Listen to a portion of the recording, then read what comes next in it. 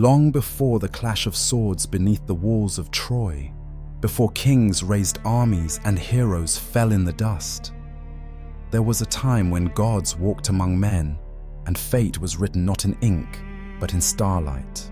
This is that time, a golden age where dreams and destiny blurred like morning mist, where every breeze might carry the breath of a god, and every heartbeat echoed with something eternal. Close your eyes and let yourself drift back far, far beyond history, to a world of marble temples and endless seas, a world lit by firelight and moonlight, a world where myths weren't stories, they were reality.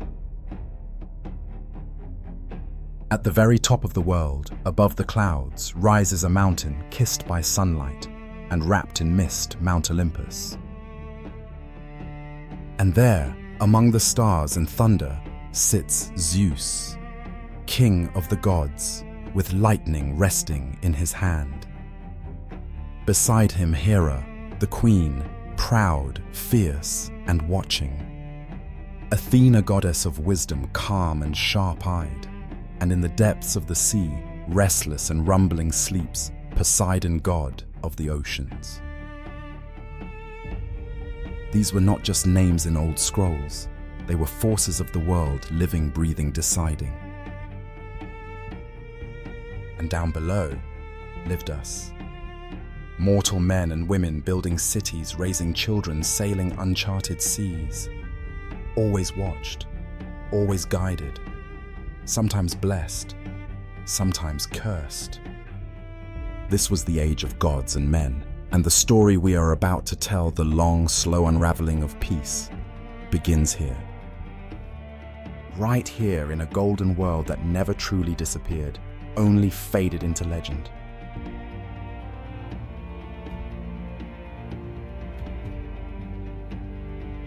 There once was a wedding unlike any other. Not of mortals, not in marble halls or candlelit gardens, but a wedding held among the gods themselves. It began in a realm where clouds curled like silk around mountaintops, and every breeze carried the music of eternity.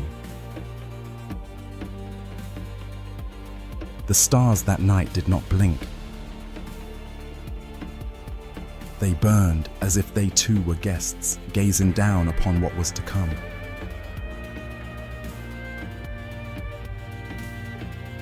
The bride Thetis, a sea goddess, graceful and wise.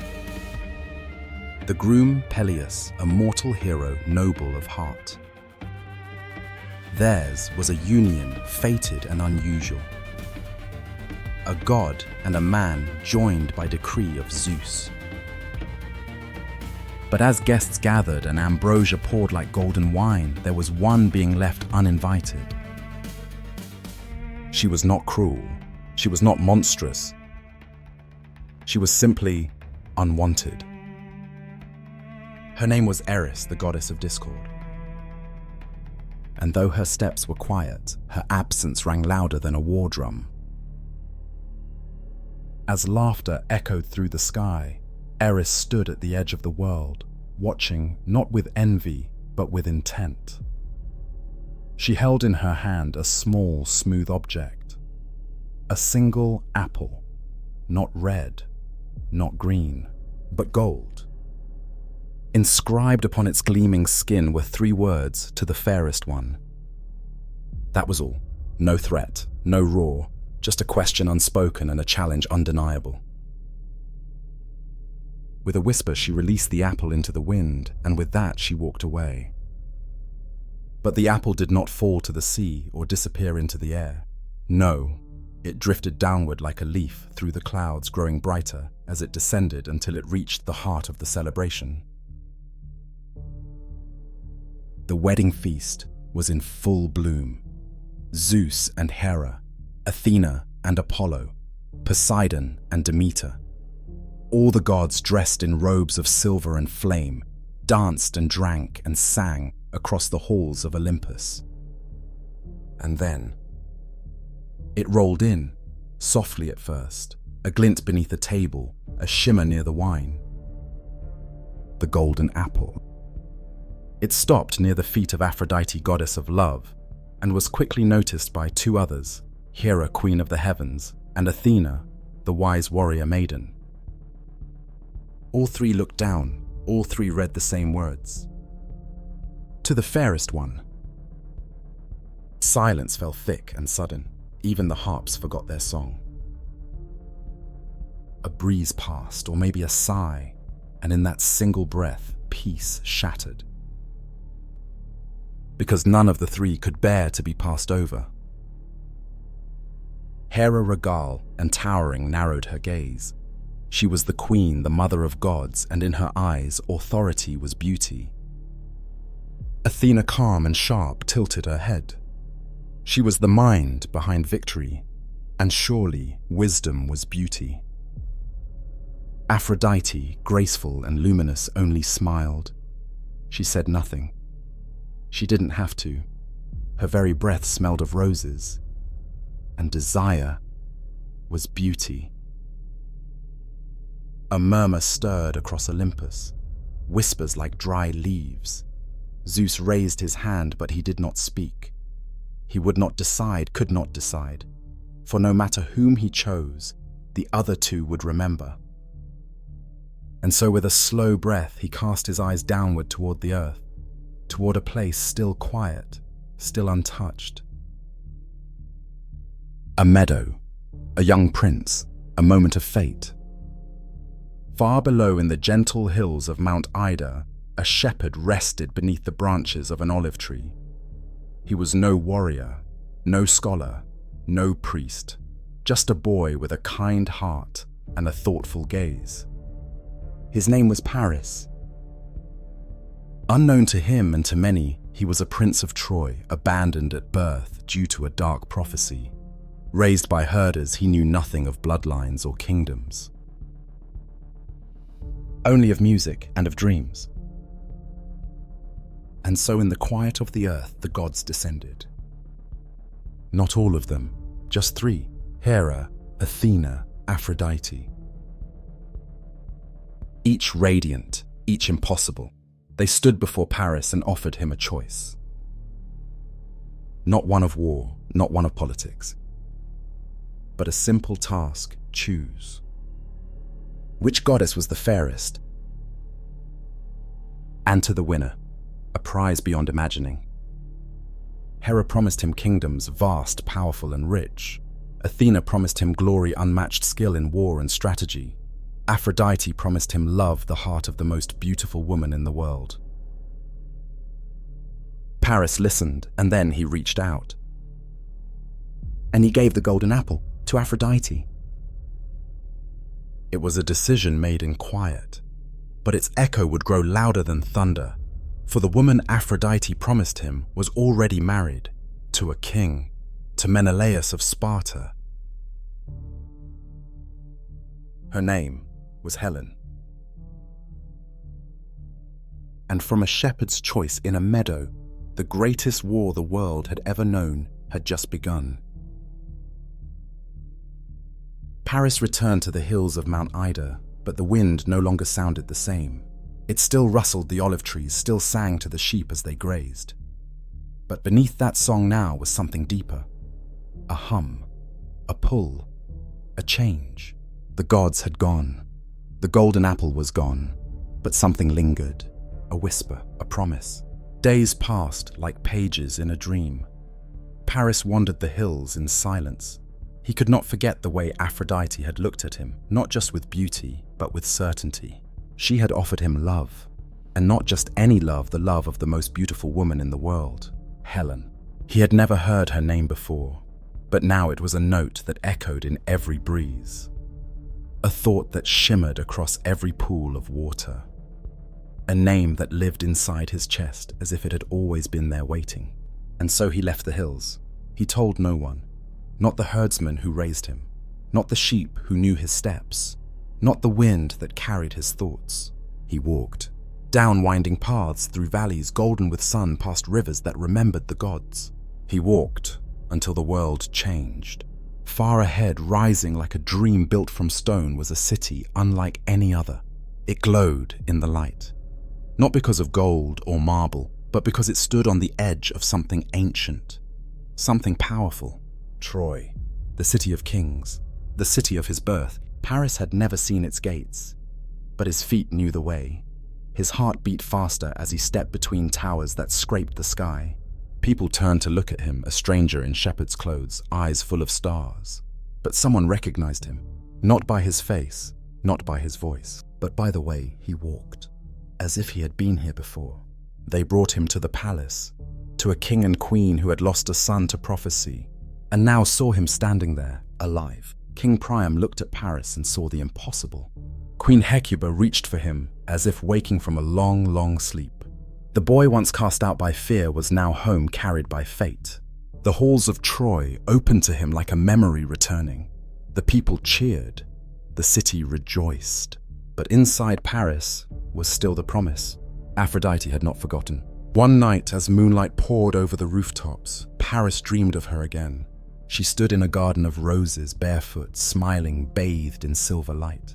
She spoke without speaking. She showed him a ship, a journey, a face. Helen, her voice soft as the tide. She waits in Sparta. And so Paris set sail. The wind filled his sails as if summoned. The sea, once wild, now cradled his ship. The stars lit the path like lanterns held by unseen hands. It was not a fleet, not an army. Just one ship, one promise, one prince. He reached Sparta as a guest. He was welcomed by Menelaus the king, a man of strength and pride, and by his queen, Helen. She was everything Aphrodite had whispered, but more than that, she was real. She did not glow with magic. She did not sparkle with prophecy. She simply looked at him, and in her eyes, he saw the same hum that he had felt since the apple touched his hand. They spoke in gardens. They walked beneath cypress trees. They laughed carefully like stepping stones across a stream. Paris told her stories of shepherds and stars. Helen listened, not as a queen, not as a wife, but as someone who had waited a long time to be seen. One night, the moon dipped low and the air stilled. Paris stood beside her barefoot in the grass and asked nothing. Helen said nothing, and yet everything between them changed. When the morning came, the ship had left the harbor. The city of Sparta stood quiet. Its queen was gone. Paris and Helen were already far across the sea. The promise had bloomed, but behind them another had begun. A promise of fire, of war, of gods and kings and the death of peace. In Sparta, Menelaus awoke to silence. His hands reached for what was no longer there. His heart tightened around her absence like a fist made of stone. He did not cry. He did not scream.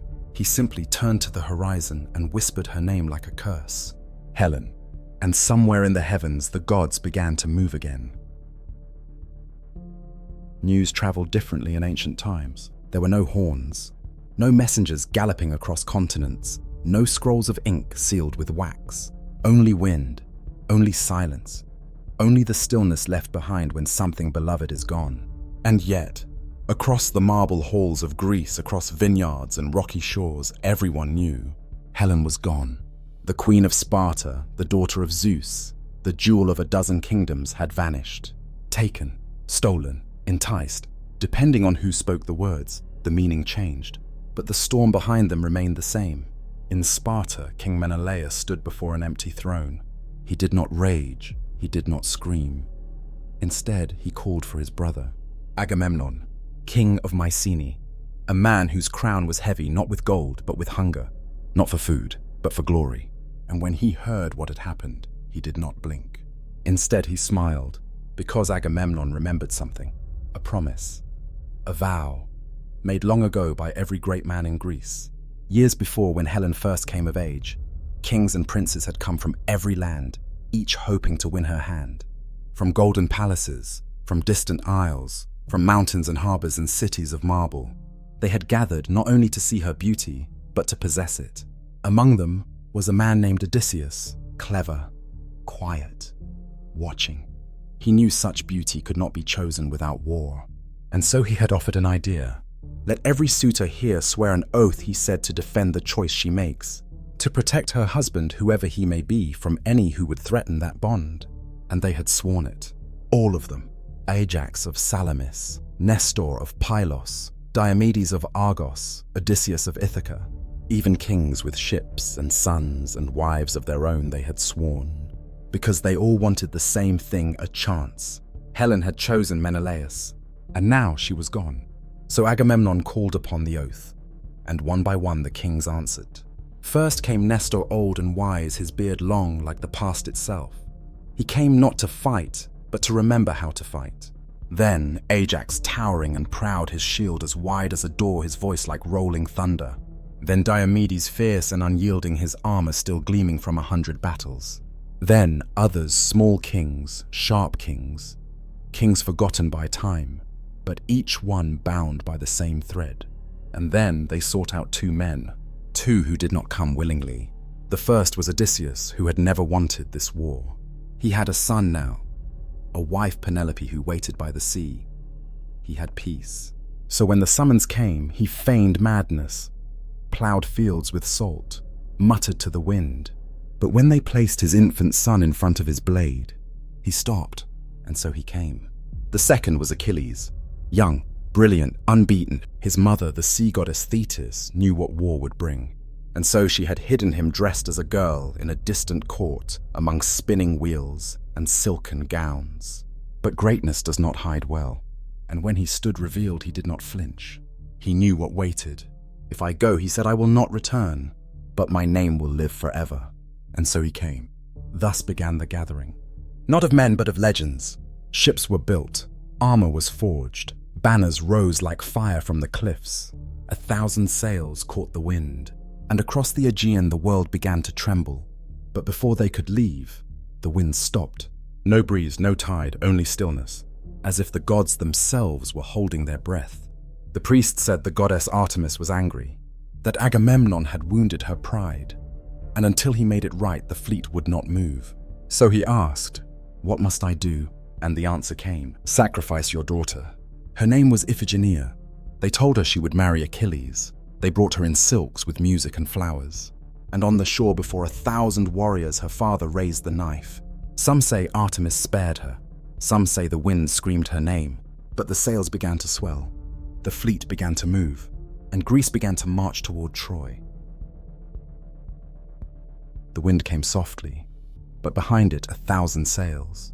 Like wings of white birds, they filled the Aegean horizon, gliding over the sea with the promise of steel. Troy did not know, not yet. The sun still warmed her walls. Merchants still bargained in her markets. Children laughed beneath her towers. But far beyond the foam a storm was rising. It did not thunder, it did not roar, it whispered, and that was worse. On board the ships, the greatest warriors of Greece sharpened their blades. They did not speak much. What was there to say? The sea did not care for speeches, only for movement and blood. Achilles stood at the prow of his ship, silent, bare-chested eyes fixed on the east. Beside him, his friend Patroclus adjusted the sails, glancing at the man who had never lost, but who knew exactly what this war would cost. Odysseus leaned over the rail of his vessel, wind tugging at his cloak, mind already dancing with plans. In his hand a scroll, a sketch of Troy. He didn't need luck, only time. And in the largest ship of all Agamemnon stood beneath a black banner. No wind touched him, no warmth, only ambition, and beside him a memory of a daughter. The fleet reached Tenedos, an island near the Trojan shore. There they paused, not for fear, but for strategy. And then, like wolves in formation, they turned toward the coast of Troy. The sun was just beginning to rise when the first ships struck sand. There were no horns, no drums, just the hiss of hulls against the shore and the sound of oars pulled free from water. War arrived quietly. Achilles was the first to leap into the surf, not with fury, but with clarity, as if the sea itself had chosen him to step forward. Spear in hand, armor gleaming, his feet touched the sand of Troy before any other. And the world changed. Behind him warriors followed, one after another, like waves, like fate. The Trojans heard the alarm, but too late. By the time scouts returned to the gates, the beach was filled with men. Tents were rising, Swords were flashing in the sun. The war had begun not with a bang, but with a breath. That night Troy did not sleep. Fires burned along her walls. The air smelled of salt, and something darker. Inside the palace, King Priam sat beneath a ceiling of stars listening.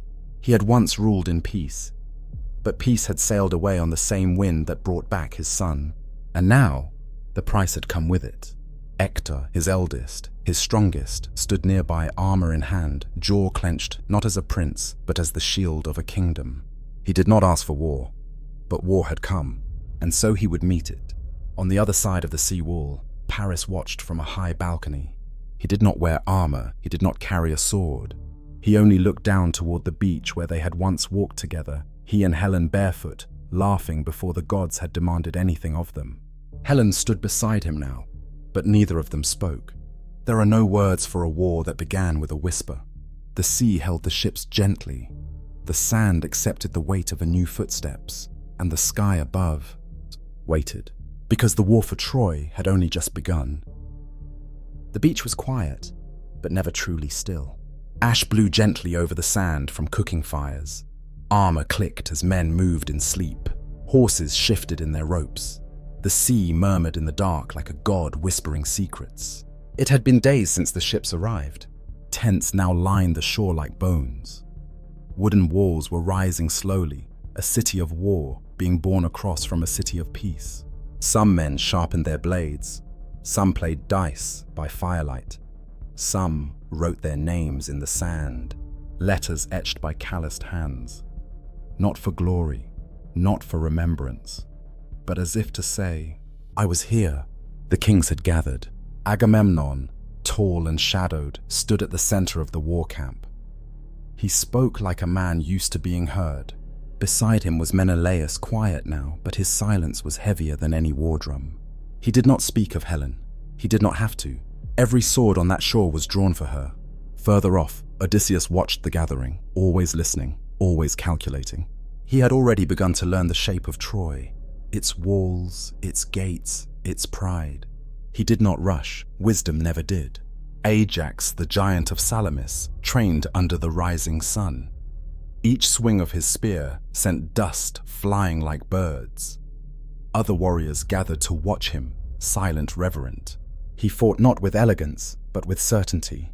Diomedes, fierce and young, tested the sharpness of his blade by cutting coins from the air. He laughed as he did it, but his eyes never laughed. Then there was Nestor, whose armor had known more battles than many men had years. He walked the camp, slowly sharing wisdom with those who asked, and even more with those who didn't. And still, there was Achilles. He trained apart, not for show, not for praise, but because stillness made his blood feel cold.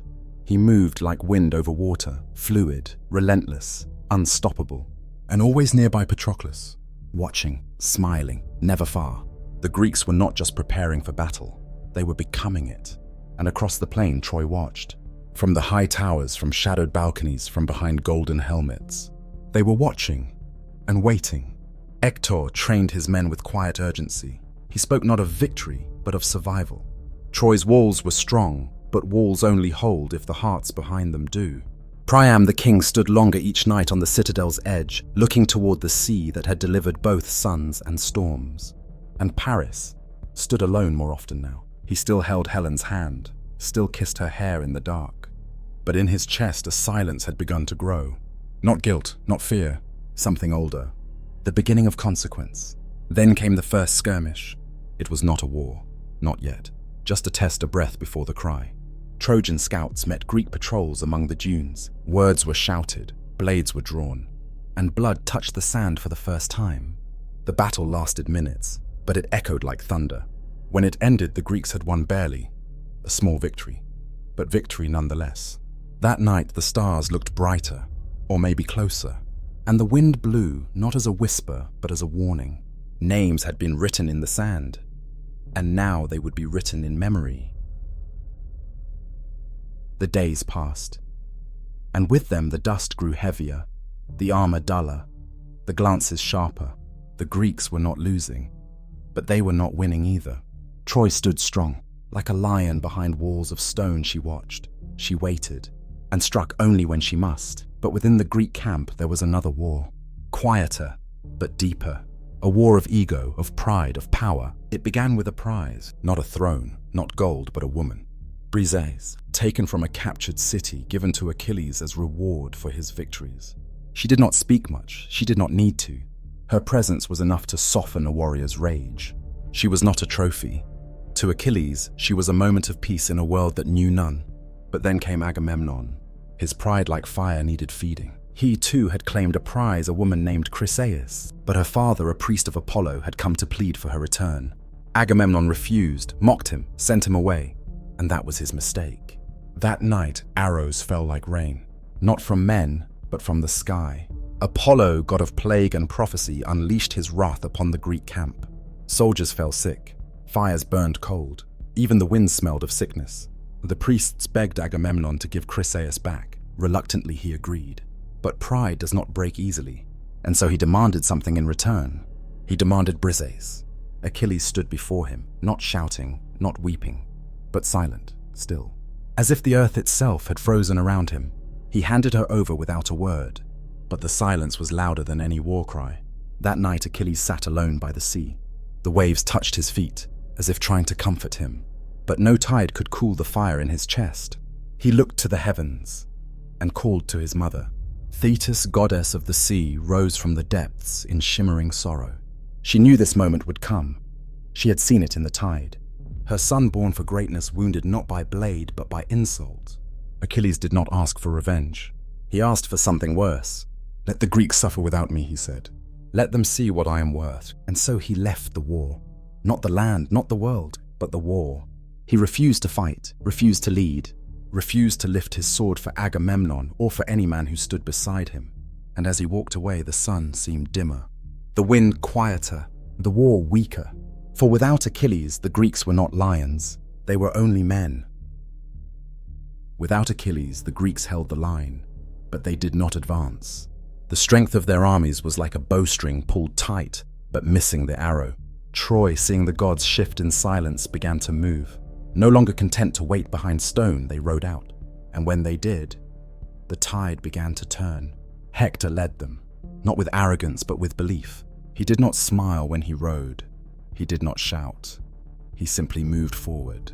And the men followed him as if his name was gravity. The Greeks fought well. Their shields were strong. Their swords were sharp. But without Achilles, they lacked something else. Fearlessness. The Trojans pushed them from the fields to the beach. From the beach to the very edge of the ships. The fire came next. One night under a moon the color of rust, the Trojans set fire to the Greek fleet. Sails burned, masts fell, men shouted into smoke as ash replaced stars. Still, they resisted, and one by one the heroes stepped forward. Ajax, the great tower, stood before the flames and held them back with his shield alone. The fire could not burn him, but the sorrow did. Diomedes cut through the night like a blade. His armor glowed with blood and glory. He did not wait for dawn. He made his own light. Odysseus, calm, even as the world cracked, gathered the scattered, held the broken, and turned retreat into defense.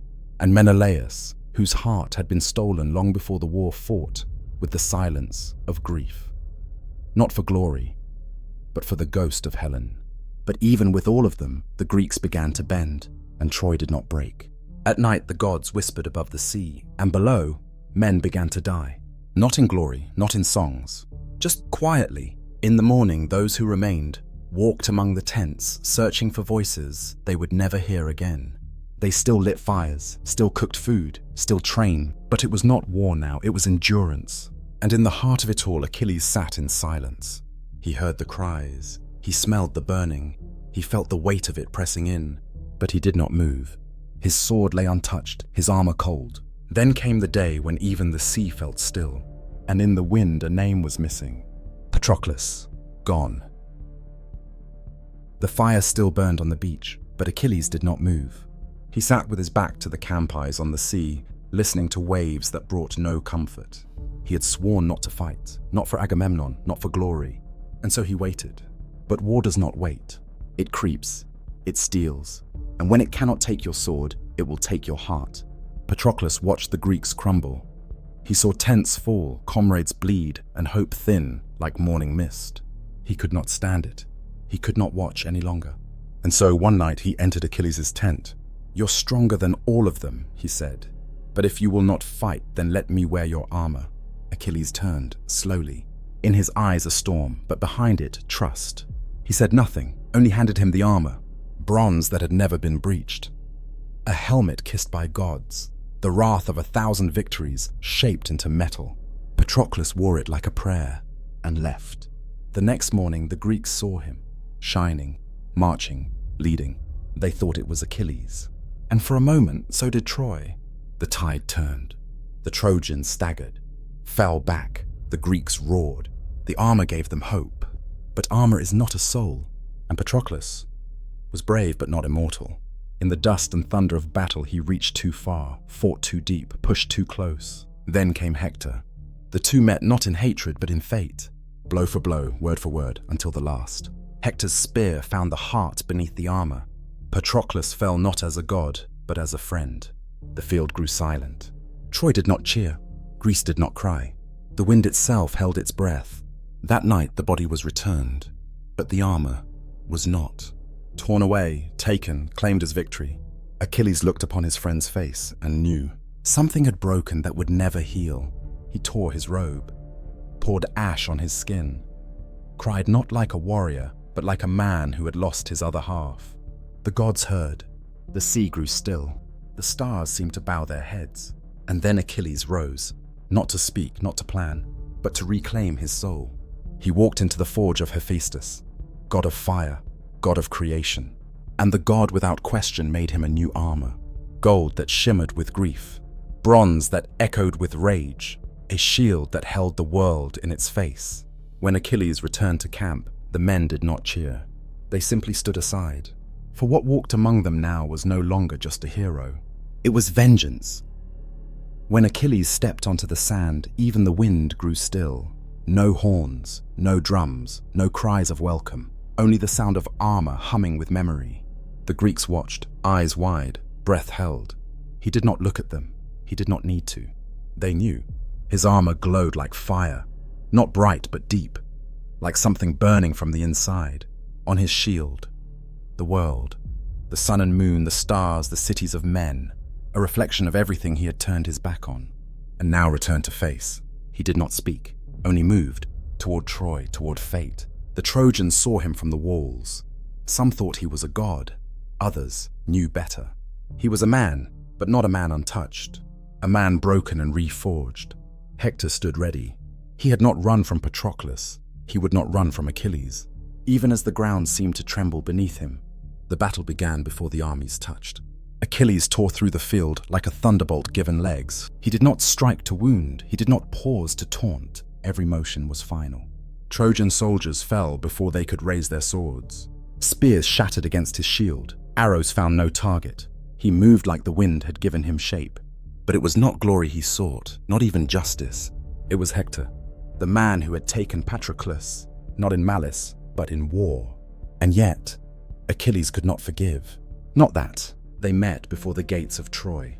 Two men, two legends, one truth. Hector asked for honor, for his body to be returned if he fell. Achilles said nothing. His silence was an answer.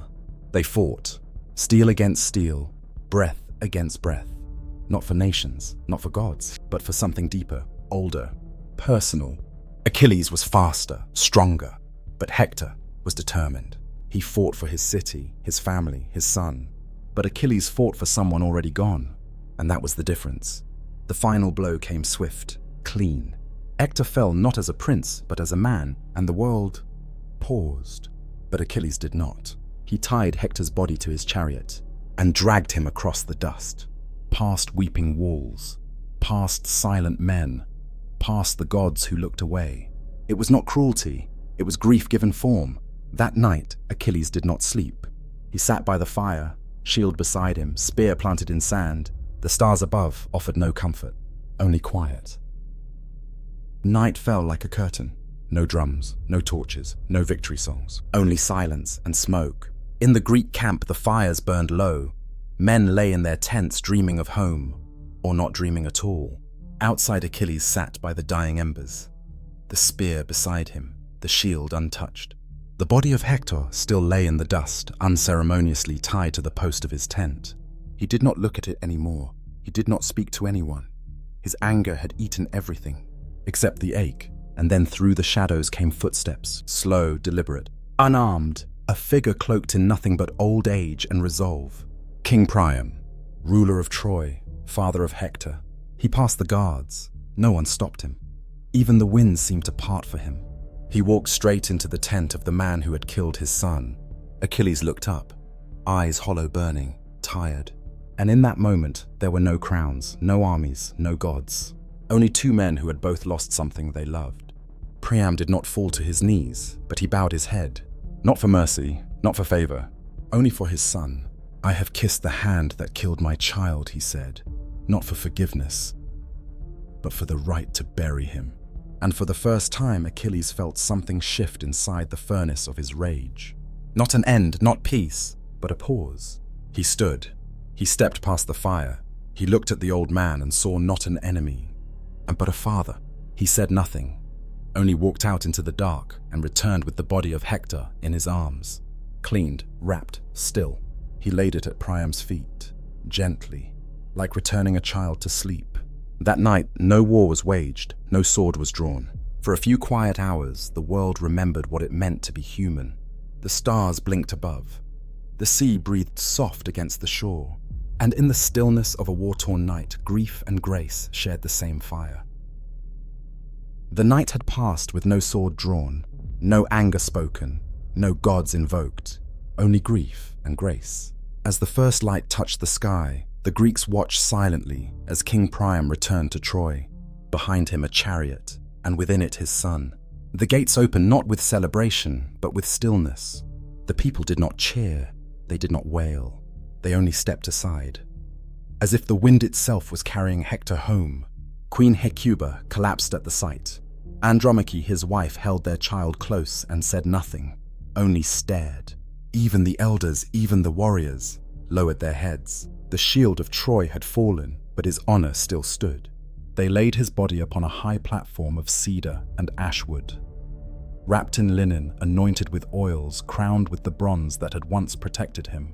The pyre was built by many hands, friend and stranger, citizen and soldier. No one asked who owed what. They simply carried wood and memory. When all was ready, Priam stood beside the fire. He did not speak long, just a name and a promise. "You will not be forgotten." And then the torch was lit. The flames rose slowly at first, then higher, crackling like voices too ancient to understand. The sky turned gold, then orange, then ash. The people did not cry aloud, but their silence was heavier than any song. As the fire reached the heavens, a breeze swept over the city, soft but real. And for a moment it felt like Hector himself was passing through them, not as flesh, but as memory. Far away on the shore, Achilles stood watching the smoke. He said no prayer, made no vow, but in his eyes, the fire burned too. That night, Troy did not sleep, not because of fear, but because mourning takes many forms. Some sat in doorways telling stories of Hector's childhood. Some whispered to the stars, hoping the gods were listening. Some simply stared into nothing, trying to remember his voice. And when the fire finally fell, when the last ember faded into the dark, the city felt quieter. Not empty, just changed. For though the body was gone, Hector remained. In the walls, in the dust, in the hearts of those who stayed behind.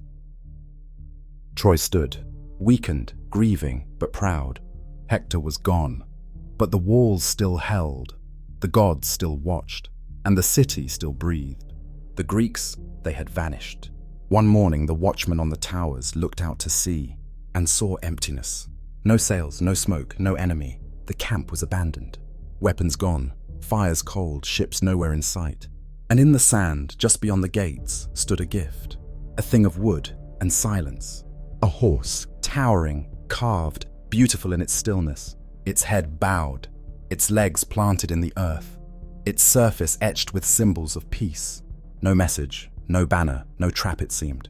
Only this, a monument, a mystery. The Trojans came forward, carefully, curiously. Some feared it, some worshipped it, some wanted to bring it inside. The city debated. The priests cast lots. The soldiers argued. But the people tired of war, hungry for hope, chose to believe. It is a sign, a surrender, a gift to the gods. The gates opened. The horse entered, dragged through streets lined with petals and prayer. Children danced around it. Musicians played flutes. Mothers wept, but this time with relief. And as the sun dipped behind the city walls, Troy felt for the first time in years like peace. That night they feasted, lit lanterns, sang songs. Fathers embraced daughters.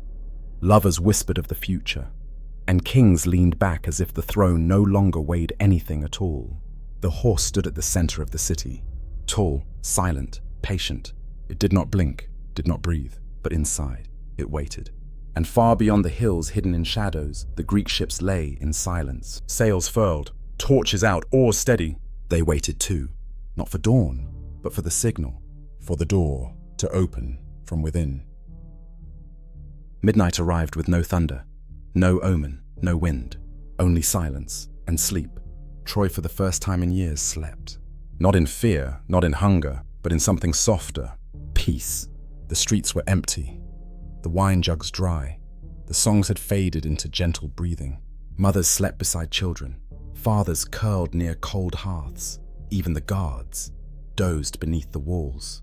Above it all, the wooden horse stood, tall, still, waiting. And then a sound, not loud, not sharp, just wood shifting. A hatch hidden beneath the belly of the beast slid open. A rope dropped, and one by one, the Greeks came down. Odysseus was first. His eyes adjusted quickly. His sword was already drawn. He said nothing, just signaled with 2 fingers. And behind him, others followed. Men of shadow, men of silence, their armor muffled, their footsteps trained, their breath held. They moved through Troy not as warriors, but as whispers. To the gate, to the bolts, to the lock. And with hands that had once built walls, they opened them. Far away, just beyond the hills, torches flared. Oars struck water. Ships slid forward. Sails stretched like wings. The Greeks returned, not as an army, but as a tide. The gates opened wide, and death walked in quietly. Troy still slept, but in her dreams the wind began to scream. Odysseus lit a torch in the center of the square, high, bright. It was not for light, it was a signal. And across the city, Greek warriors began to emerge from doors, from shadows, from silence. Sparks rose, steel whispered. The gods closed their eyes, because now the walls would not matter. The gates were behind them, the fire ahead. Troy had not fallen by force, she had fallen by faith. It began with a whisper of smoke, thin, floating, barely noticed. Then a window broke, then a torch dropped, then flames kissed the sky. Troy did not scream, not at first. She blinked half asleep as shadows moved through her veins. The wooden horse still stood, now nothing but a shell, empty but remembered. The Greek soldiers no longer whispers became fire. They moved through streets like wind, with blades. They did not run, they walked. They knew the city, its corners, its courtyards, its sleeping places. The people woke to heat, to smoke, to silence broken. Fathers tried to grab spears. Mothers covered children. Priests reached for gods that no longer answered. The gates were open, the flames were inside. The gods had turned away. Towers fell like trees. Temples cracked like old stone. Statues melted in their own reflection. The sky, once dark and calm, turned red. Not with dawn, but with burning. Troy burned. And in the midst of it all, Helen stood on a balcony. Still, hair lit by firelight, face unreadable. She watched it happen. Not as the cause, not as the hero, not as the villain, only as a woman in the middle of too many men's stories. Paris found her there, his face smudged with ash, his hands shaking. But she did not run, and neither did he. They simply stood, together, until the city below became sky. Elsewhere, King Priam died beside his altar. Not with sword in hand, but with memory in his eyes. Hecuba screamed until her voice gave out, and then she simply sat, like stone. Andromache clutched her child, but the future was no longer promised. One by one, the great halls fell. The golden gates collapsed. The name of Troy was carved into ash, but not forgotten, because cities burn, but stories, they linger in the flames, in the sky, in the quiet after everything ends. Troy was no longer a city, Not really, not anymore. It was smoke and silence and stone still warm from the night before.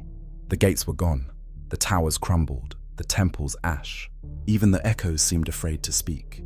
The sky had cooled, the flames had died, and in their place, only dust. Achilles stood at the edge of the ruins, barefoot, quiet, looking out not at the fires, but at the sea. He had not celebrated, had not claimed trophies, had not spoken since. What had been gained meant nothing, because Patroclus was still gone, and the gods had stayed silent. One by one, the Greeks packed what they could. Tents, armor, scars. They did not cheer, they did not sing. They only looked at what remained, and what did not. Helen stood in the square where once the horse had stood. There were no guards, no music, only footsteps behind her. Menelaus, he came not with fury, not with chains, only a hand held out. She took it, and together they left. Paris was gone. Some say he fell, some say he vanished, but none called his name. Odysseus walked the ruins alone, his eyes always scanning as if the dust itself held secrets. He said little, but in his heart, a journey had already begun. Agamemnon looked over Troy like a man who had won, but not as a man who had triumphed. The wind picked up, carrying ash out to sea, like memories or names. The ships waited at the shore, grey against the water, sails folded like tired wings. Achilles came last. He stood before the waves and said nothing. Then he turned, walked into the surf and was gone. Some say he died at sea. Some say he was taken by the gods. Some say he still walks the shores where war has not yet begun. But Troy was behind them now. And the sea as always did not care. It only carried what it was given. The sails rose like tired wings. The sea shimmered, endless, unchanged. Troy burned behind them, but the wind blew forward. And so they sailed. Not with joy, not with song, but with silence. Some ships were full, others half empty. Some had names carved into their hulls. Others now bore only ghosts. The men did not speak of victory. They spoke of home. Odysseus stood at the bow eyes on the horizon, but mind far beyond it. He had won the war, but the journey ahead was still unknown. He dreamed of Ithaca, its cliffs, its olives, its quiet. He dreamed of Penelope, her hands, her voice, her waiting. But dreams are not the same as distance. Some ships would never return. Storms waited in the dark. Gods whispered in the wind, and memory could weigh more than stone. Menelaus sat beside Helen. She stared at the sea. They did not speak. What words were left? They had found each other, but lost so much more.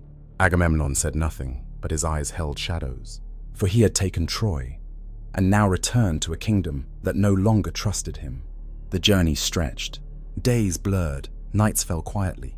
The stars once full of omen and fire now simply watched. Seagulls called over still waters. Salt kissed sunburnt skin.